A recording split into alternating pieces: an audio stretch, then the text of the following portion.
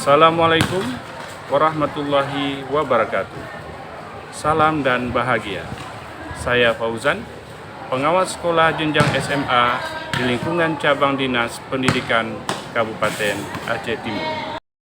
Pada kesempatan ini, saya ingin berbagi praktik baik yang sudah saya lakukan pada sekolah binaan yang bertujuan untuk meningkatkan proses pembelajaran yang berpihak pada peserta didik. Pembelajaran yang berpihak pada peserta didik adalah konsep pembelajaran dalam kurikulum merdeka yang menempatkan kepentingan dan kebutuhan peserta didik sebagai prioritas utamanya, serta menjadikan peserta didik sebagai pusat atau fokus utama dalam proses pembelajaran.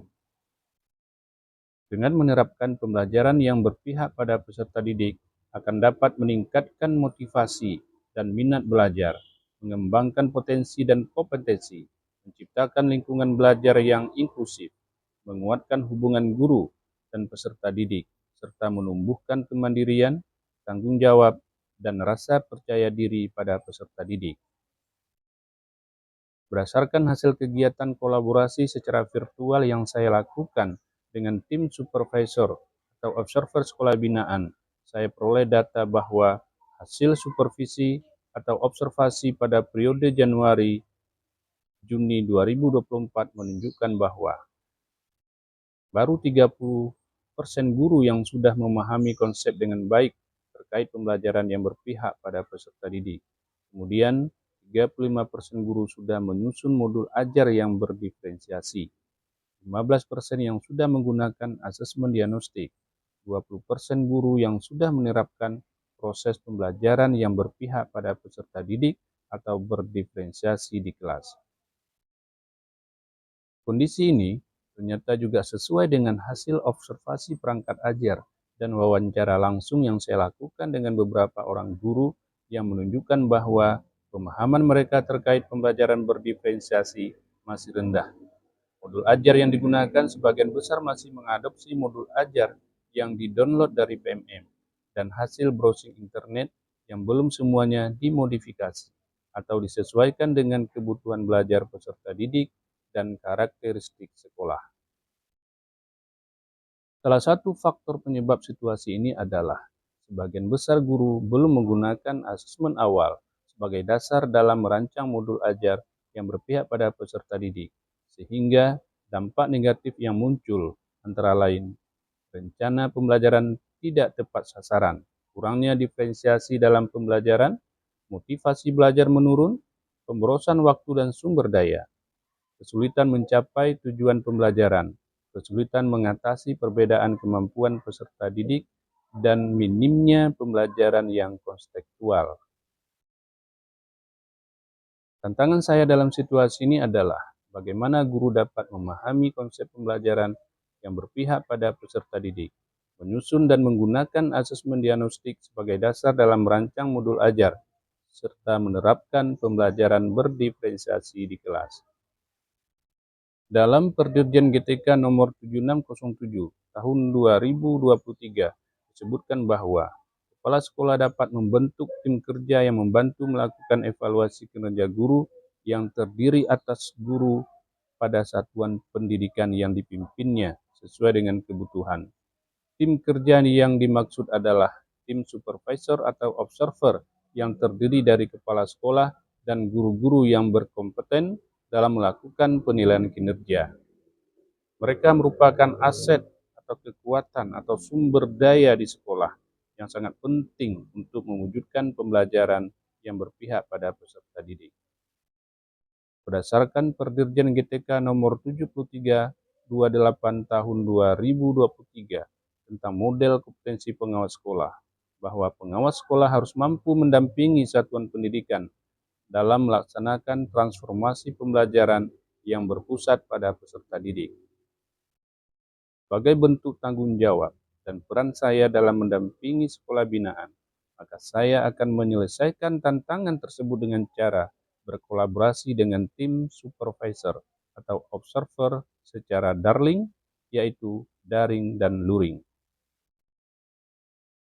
Berdasarkan strategi dan langkah-langkah yang saya lakukan dengan berkolaborasi bersama tim supervisor atau observer diperoleh hasil sebagai berikut.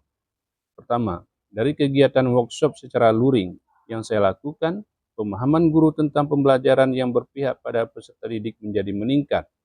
Ini ditunjukkan dengan kemampuan mereka menjelaskan dan memberikan contoh tentang pembelajaran berdiferensiasi. Sesuaikan dengan materi kita masing-masing. Beda materi, meja pelajaran tentunya beda juga metode yang kita gunakan.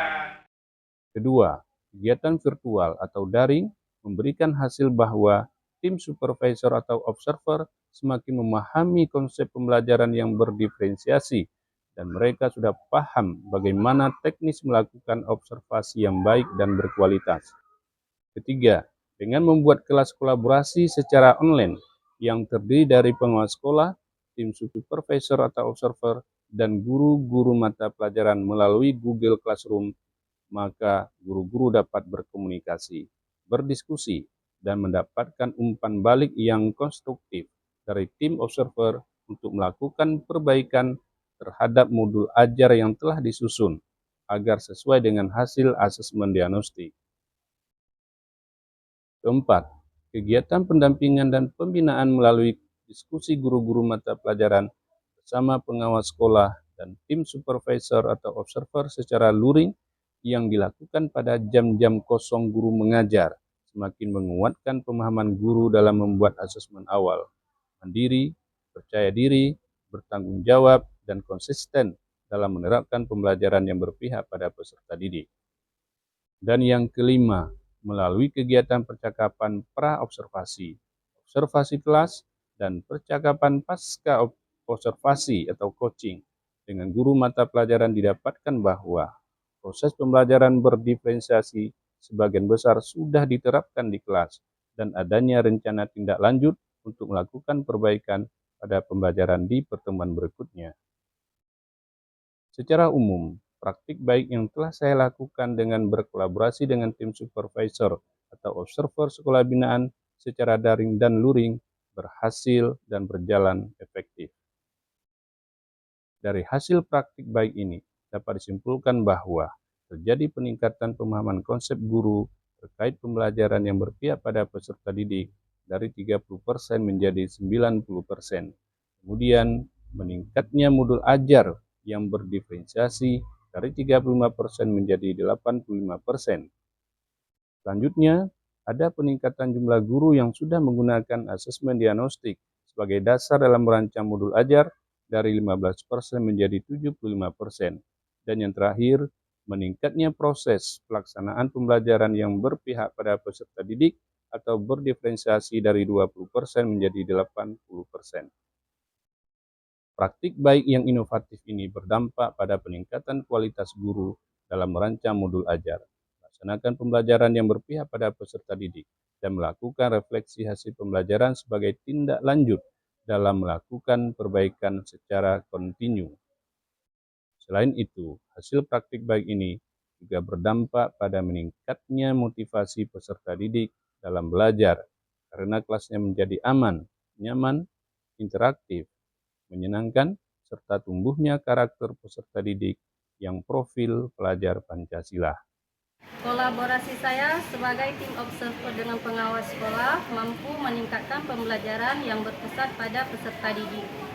Dengan melakukan asesmen diagnostik memudahkan saya dalam merancang pembelajaran yang berdiferensiasi. Demikianlah pemaparan praktik baik ini. Semoga praktik baik ini akan terus dilakukan secara berkelanjutan dan menjadi agenda rutin sekolah dalam mengembangkan profesionalitas guru untuk mewujudkan pembelajaran yang berpihak pada peserta didik. Terima kasih.